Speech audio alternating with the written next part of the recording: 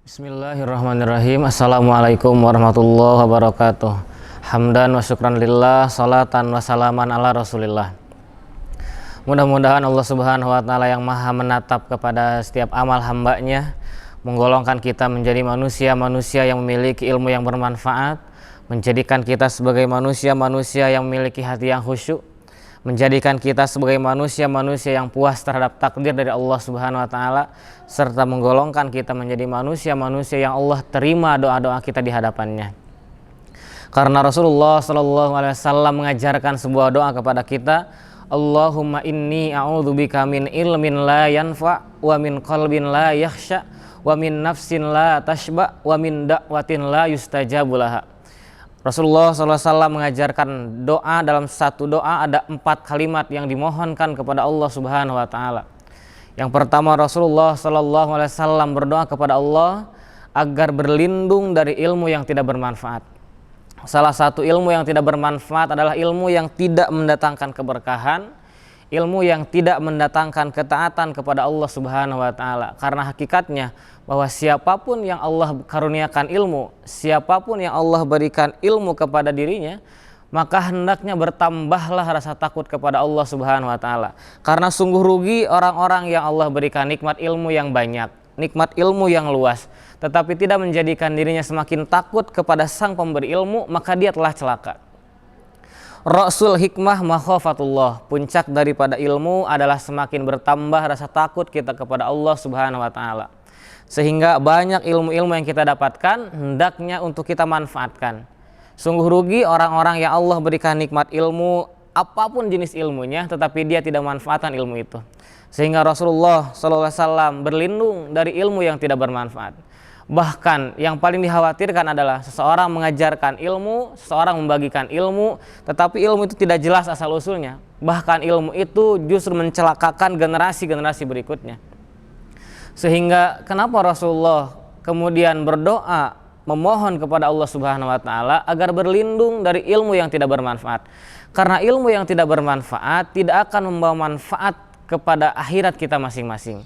Sehingga kita berharap bahwa ilmu yang kita dapatkan hari ini tidak hanya bermanfaat di dunia, tetapi akan kita bawa ke hadapan Allah Subhanahu Wa Taala.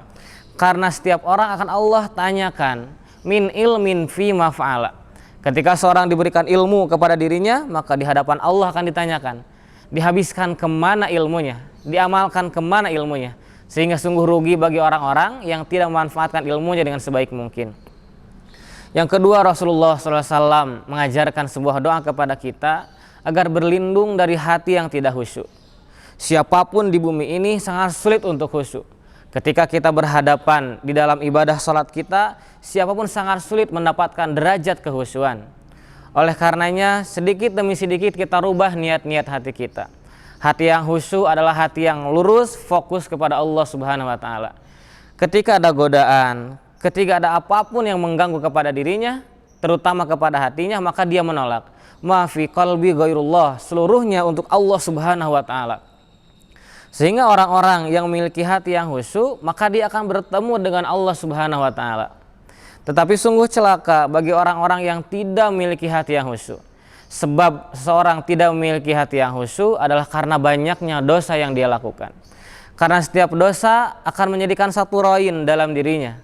Kalabal rona ala qulubihim ma kanu yaksibun. Setiap orang berbuat satu dosa, maka akan ada satu roin dalam hatinya.